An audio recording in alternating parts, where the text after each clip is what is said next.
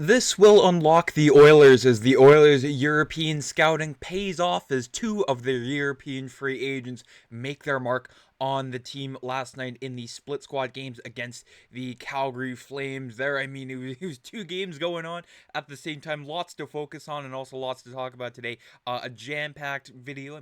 Two games to talk about and lots of analysis for coming. But we are 21 subscribers away from 4,000. If you haven't done so already, folks, make sure you hit that subscribe button down below for any and all Oiler news there. Two preseason games out of the way and lots to talk about. So without further ado, let's get right into it. There's the good news and the bad news. The Oilers, they won, but they also lost last night 3-2 to the Calgary Flames. A huge win there over a veteran-laden Calgary Flame squad in the game at the Scotiabank Saddledome. We'll take a look at that game first. Kasperi Kapanen getting on the board 2.5 minutes into the first period there off of a very slick feed from Ike Howard there, which really, really impressed me last night. The more Ike Howard seems to, get more confidence on the ice, the more excited I get for that prospect there. And then no scoring during the second frame there, but during the third period, despite his limited ice time last night, he had a fight in the third period and also scored. The Connor Clattenburg getting on the board there, and then Riley Stillman putting the nail in that coffin from Bo Akey and Noah Phillip there. So lots to be impressed about last night from that Oilers squad there. Ike Howard with Kasperi Kapanen, getting that early chemistry in the first period, as I mentioned, 2.5 minutes in. And I didn't really have a whole lot of qualms with any of the forwards last night. I think they all did their job pretty well there. Roby Järventie, finally healthy once again there. Had a few slick plays there. And, the third line there, Quinn Hudson and Josh Szymanski. Again, Szymanski I wasn't too impressed with during the rookie games there. But again, just coming into his own there, coming back to North America after spending some time in the DEL over in Germany there. And then Connor Clattenburg, that fourth line, again, limited ice time, but Clattenburg getting on the board. He's, slowly starting to become one of my favorites there. He won't spend any time with the main team this year, but there is potential for Connor Clattenburg further on down the road there. And on the defensive side, out of all six defensemen here, Atro Lepinen was as advertised there on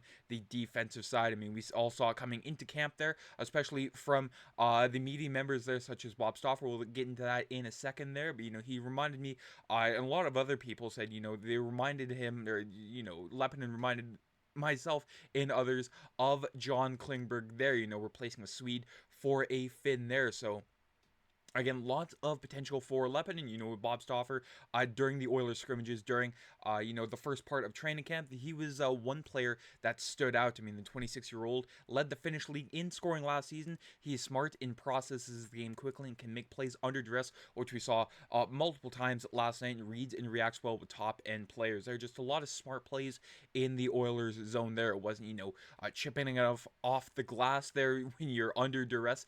Just, being patient with it. And that comes with more time out on the ice there. It just comes with more experience there. But very, very impressed with what we saw from Atro Lepinen last night. We'll take a look at the Edmonton game there. No scoring in the first period, but Darnell Nurse from Matvei Petrov. Matvei Petrov was a wild card coming into this year. It was a make or break year, some would say, for him.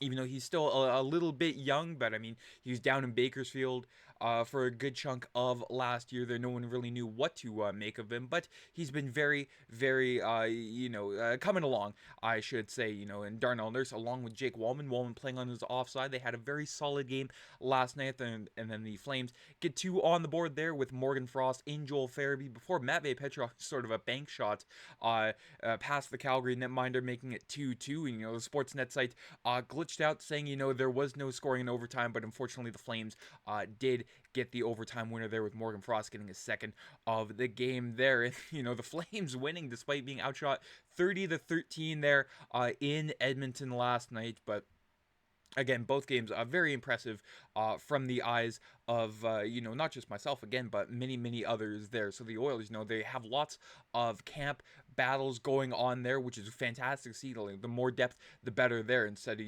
all the main team guys playing like they have their job secured. Well, that is not the case for many throughout the Oilers lineup there. And Bob Stauffer, tonight in Edmonton, I thought the Oilers, Matt Savoy, I didn't even mention Matt Savoy yet, but had a fantastic night last night. Will be a PK option Didn't mind David Tomasek, who we will break down in just a few minutes there, but very, very impressive in my eyes. Wasn't on the score sheet, but just the little plays that he made, and he can shoot the puck. Wonder how he might look at right wing, maybe next to Connor McDavid there. I mentioned how much Connor McDavid loved, the on-ice drills with Tomasek there. Whenever he was able to shoot the puck, it was going to go in.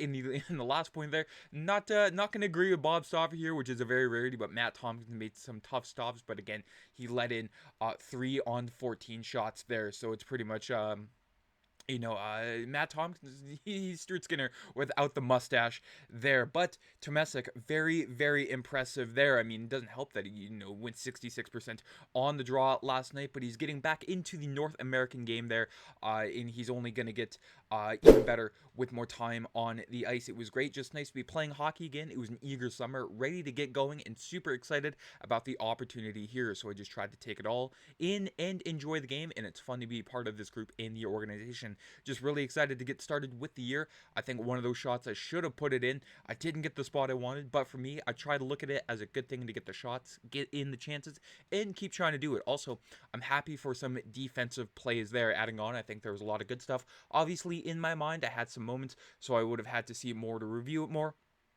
So it's a good thing, sort of reviewing the game tape afterwards to see what you can improve on. But I think there were some solid defensive plays, which I tried to focus on too. And as a center, try to get used to the size of the rink and of the pace, which I thought was good. Of course, Tomasek playing on the bigger ice surfaces over in Sweden, when he was in the Swedish Elite League last year, and then coming over to North America, getting used to the smaller ice surface again there. So it will take some time. But Kris Knoblauch, very impressed with what he saw last night from Tomasek. There's a transition period for those guys coming over, whether you're coming from junior or college or wherever, including Europe. Mostly it's the pace of play. You don't have as much time to make plays, but he definitely has a shooter mentality, which is good because out of all of the guys we had on our team the last couple of years, he's probably one of the better shooters. Very few guys can score from a distance, and I would say the way he shoots, he can probably do that once in a while there. And if there's one thing the Oilers need, it is more shooters. How many times have I seen the Oilers on an odd man rush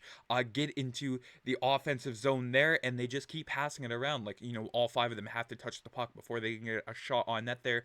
Something like we saw, from the Harlem Globetrotters. But it's good to see someone that has a selfish mentality, as much as I hate to say, the word selfish, but that's what comes to mind right now. But just willing to get the puck on net, because if you don't shoot, folks, obviously you cannot score. That is the type of hockey analysis that you get from me there. But for the Oilers, lots of, depth questions surrounding the team. I mean, we all saw, the left side, Ekholm, Nurse, and Kulak. But if Artturo Lehkonen, continues to, keep building as a player, that threatens one of, a guy like Brett Kulak. Does that make Brett Kulak expendable? I know, obviously, they're not going to trade Nurse.